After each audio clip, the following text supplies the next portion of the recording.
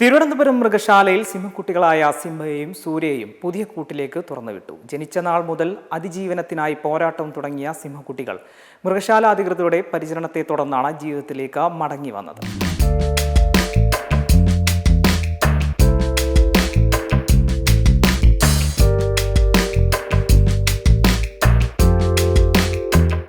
തിരുവനന്തപുരം മൃഗശാലയിലെ സിംഹക്കുട്ടികളായ സിംഹയെയും സൂര്യയെയുമാണ് പുതിയ കൂട്ടിലേക്ക് തുറന്നുവിട്ടത്.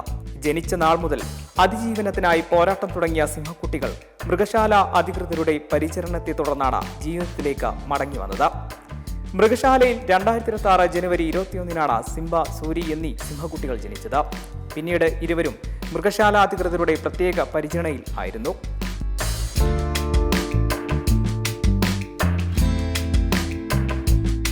പ്രത്യേക പരിചരണത്തിന് ശേഷം പുതിയ തുറന്ന കൂട്ടിലേക്കാണ് സിംഹക്കുട്ടികളെ മാറ്റിയത്. അമ്മ തള്ളിക്കളഞ്ഞ ഇവരെ മൃഗശാലാധികൃതരുടെ തീവ്ര പരിചരണത്തിലൂടെയാണ് ആരോഗ്യത്തോടെ വളർത്തിയത്. ഇപ്പോൾ സന്ദർശകർക്കായി തുറന്നു കൊടുക്കുകയാണ്.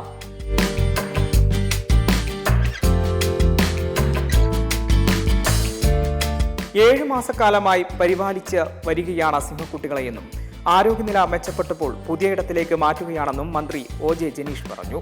കുറച്ചുകൂടി മൃഗങ്ങളെ മൃഗശാലയിലേക്ക് എത്തിക്കുമെന്നും മന്ത്രി കൂട്ടിച്ചേർത്തു. അല്ല, അതിൻ്റെ കൂട്ടിലൊരു വട്ടം ഞാൻ ഇറങ്ങിയതാ.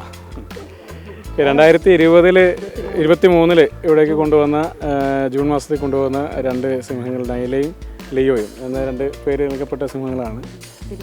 ആ പേരിൻ്റെ കുഞ്ഞുങ്ങളാണ്. അതിൽ സിംബയും സൂര്യയും 2 സിംഹക്കുട്ടികളാണ് ഇവിടെ കഴിഞ്ഞ 3 മാസക്കാലം, ഇപ്പം 7 മാസക്കാലമായിട്ട് ഇവിടെ പ്രത്യേക പരിചരണം നൽകി കൊണ്ടുപോയത്. വളരെ കെയർഫുള്ളായിട്ട് തന്നെയാണ് നിങ്ങളെ പരിപാലിച്ചിരുന്നതൊക്കെ.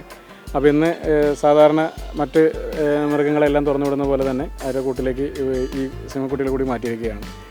അപ്പോൾ ഈ കാഴ്ചബംഗ്ലാവിലേക്ക് വരുന്ന ആളുകൾക്ക് ഒരു പുതിയ അനുഭവം കൂടിയാണ്. 2 പുതിയ സിംഹക്കുട്ടികൾ കൂടിയുണ്ട്. മാത്രമല്ല ഇവിടുത്തെ കുറച്ച് അറ്റ്മോസ്ഫിയർ കുറച്ച് ചേഞ്ചസ് കൂടി വരുത്താൻ വേണ്ടിയിട്ടൊരു ആലോചനയുണ്ട്. ഞങ്ങളിപ്പോൾ വന്നപ്പോൾ തന്നെ ഞങ്ങളൊരു ആലോചന നടത്തി. കുറച്ചും കൂടി ഗ്ലാസ് ആക്കി മാറ്റാൻ കഴിഞ്ഞാൽ വരുന്ന ആളുകൾക്ക് കുറച്ചും കൂടിയൊക്കെ ഒരു ദൃശ്യത കൂട്ടാൻ വേണ്ടി കഴിയും. അപ്പോൾ അങ്ങനെ കുറച്ച് കാര്യങ്ങൾ കൂടിയൊക്കെ വരും ദിവസങ്ങളിലൊക്കെ ഒരു വരുന്ന മാറ്റം വരും.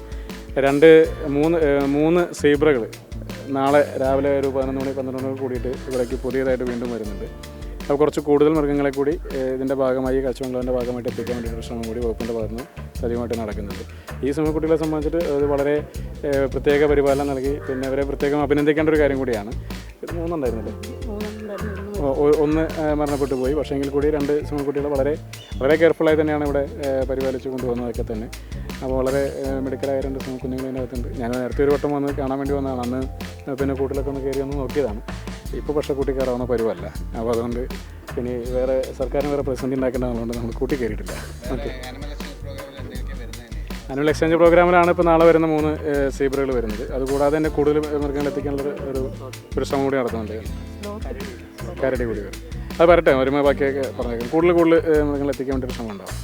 പൊതുവിൽ ഇവിടെ വരുന്ന ആളുകളെ സംബന്ധിച്ചിട്ട് കുറച്ചും കൂടി കൂടുതലായ കാഴ്ചകളും ദൃശ്യഭംഗിയൊക്കെ ഇങ്ങനെ ആസ്വദിക്കാൻ കഴിയുന്ന രീതിയിലേക്ക് കാര്യങ്ങൾ എത്തിക്കാനാണ് പ്രതീക്ഷിക്കുന്നത്. Okay, thank you.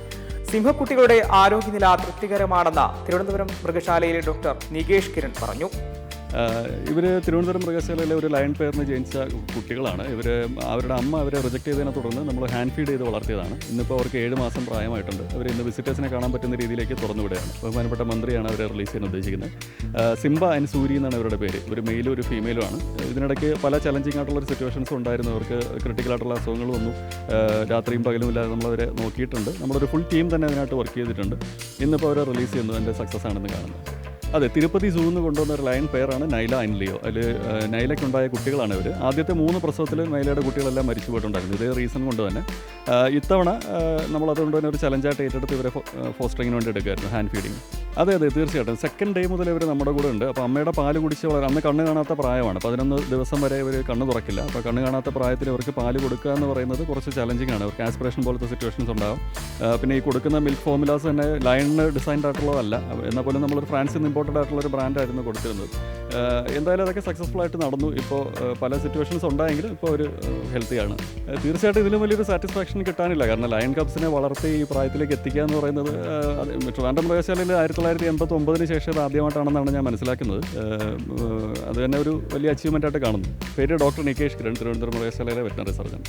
ഡോക്ടർ ഇവരെ പരിചരിക്കുന്ന കാലത്ത് സോഷ്യൽ മീഡിയയിൽ വൈറലായിരുന്നു. ഇതേ തുടർന്നാണ് ഓണത്തോടനുബന്ധിച്ച് 2 സിംഹക്കുട്ടികളെയും പൊതുജനങ്ങൾക്ക് കാണാൻ പറ്റുന്ന സ്ഥലത്തേക്ക് മാറ്റുന്നത്. M5 live, Thiruvananthapuram. BLM, Kerala, Tamil Nadu, Pondicherry.